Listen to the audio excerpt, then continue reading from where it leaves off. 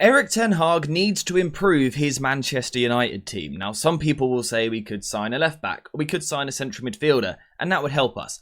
But there's not time for it anymore. We've had the transfer window, it has been and gone. Erik ten Hag's job now is to maximise the players that he has at his disposal.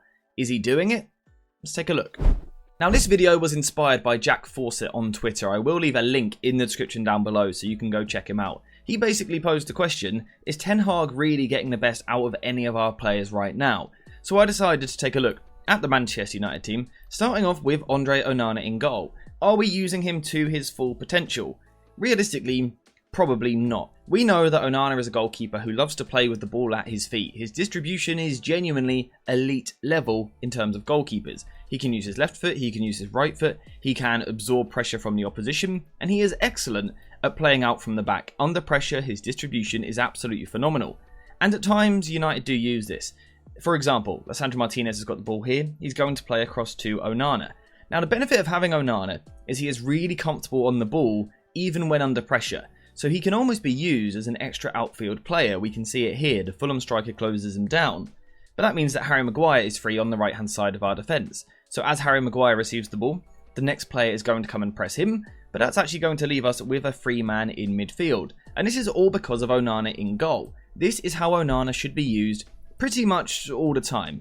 He can go long sometimes, and I think we should use it. But generally speaking, we should use his deep passing ability, his short passing ability. And currently, we don't do it enough. Onana ranks in the top 10 for goalkeepers in the Premier League this season for attempted launched passes. That suggests we are using Onana in the wrong way. We play way too direct. You can also make the argument that we actually use Lisandro Martinez in the wrong way as well. And that's a real problem. Licha is one of our best players. Technically, he is absolutely phenomenal on the ball, but he does have his flaws. For example, he isn't a player that wants to defend regularly. He's not a high volume defender. He is also not a great defender of large spaces. However, where he is good is when he can defend small spaces, so that means the defensive line being compact with the midfield, which we know isn't the case. But also, he excels when he has time on the ball, when he is able to put his foot on the ball, manipulate the opposition, and try and move the ball through the thirds. We actually spoke about this last season. We went back as far as Erik ten Hag's first season and took a look at Lisandro Martinez and what he was doing on the ball, and how, when we played slowly, he could manipulate the opposition. We can see it here with Licha. Basically, what he wants to do is play the ball towards the right-hand side to Harry Maguire.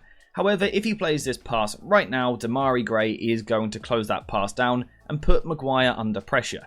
So it is now Licha's job to manipulate the Everton players to give Maguire more room. How does Licha do this? Well, he uses his, truthfully, elite quality on the ball. Now, the first thing that he's going to do is try and shift Demarai Gray's positioning. That is his challenge here. So the first thing he's going to do is shift the ball with the outside of his left foot. This is a very subtle movement, but it takes the attention of the Everton players. Demarai Gray sees Licha moving towards this side of the pitch and starts to think, I might need to go that way, and start applying pressure. What Lisandro Martinez does next is moves the ball back the other way. Now what we can see is that we have moved Demarai Gray's body weight. We have shifted his weight distribution. He has now got his weight on his left foot. Next up, Lisandro Martinez is going to take a fairly big touch forward. And what this is going to do is make Demarai Gray fully commit towards pressing Lisandro Martinez. We can now see Demarai Gray has come out of his line and he is now flat-footed. That's the important thing here.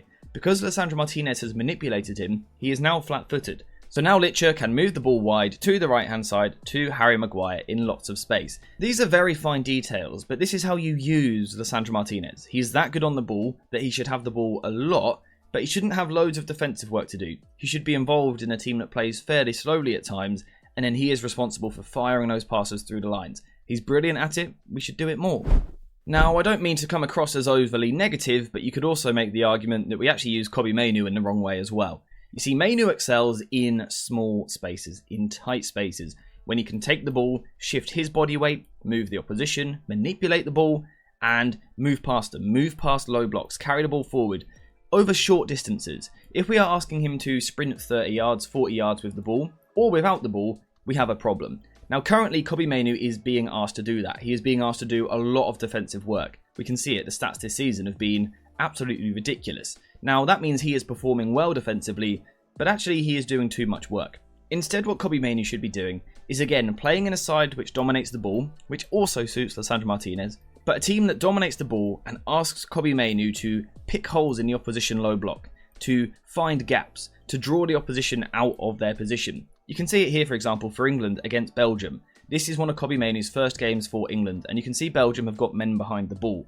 Now the square pass is going to come across towards Kobbie, and this is going to draw Tielemans out of position. Basically, Tielemans feels that he can win this ball because it is played rather slowly, and Kobbie Mainoo's body language is a bit kind of lackluster at the moment. But this is all part of Kobbie's plan, because what he is going to do is let the ball roll across his body towards his left foot, and this draws Tielemans right out of position. And now you can see the space that this creates in behind the Belgian midfield. This is how we should use Kobbie, in slow phases, where he is able to really manipulate the speed of the game. And he actually continues doing that in this particular incident, because what he chooses to do is actually turn backwards in the end. He goes backwards towards his own goal, and Tielemans follows him all the way, and you can see again Kobbie looks very relaxed on the ball. He looks like he's looking for options, that he doesn't know what his next pass is. So Tielemans feels he's got him exactly where he wants him. Then Kobbie does this. In a split second, he shifts his entire body weight, shifting towards the right hand side. Low centre of gravity, he is turning at speed. And what this allows him to do is completely change the pace of the game and now poke the ball into that space that he created earlier. Again, this is how we should use Kobbie Mainoo. Not doing loads of defensive work, but also not carrying the ball over 30-40 yards. Give him these short bursts where he can manipulate the game. The poor usage of our players really continues as we move towards the final third and look at our attackers. Take Bruno Fernandes, for example. This one doesn't need much explanation. We know what Bruno is good at. Creating chances. He wants to get the ball and he wants to find his forward in the penalty area. Now the first issue there is United are often playing without a player in the penalty area. Because Zirkzee is a false 9 and Mount was doing a similar job, we have no one there. The solution to that is to get your wingers running from out to in, to get them into these pockets of space. So again, Bruno Fernandes can play these passes. That is how you play to Bruno's strengths. But currently we're not doing that. We are not asking these players to run in behind, they're staying wider, so Bruno has no one to play to. And statistically speaking, he is yet to play a through ball in the Premier League this season. That's a problem, it has to change. Give Bruno players to try and find in the final third. This actually allows us to move quite nicely along onto Marcus Rashford on the left wing. Now Rashford is receiving a lot of criticism, but I would argue he is being used in the wrong way. Marcus Rashford is at his best when he is running from out to in, from left to right. Starting wide initially, yes, but then being given that license to come into these areas between the fullback and the centre-back to make runs off the ball, to get at the opposition, from where we know he has a goal threat. Yes, his finishing can be a little bit inconsistent, but under Erik ten Hag, no one has scored as many goals as Marcus Rashford. He is one of our only proper goal scorers in the Manchester United squad.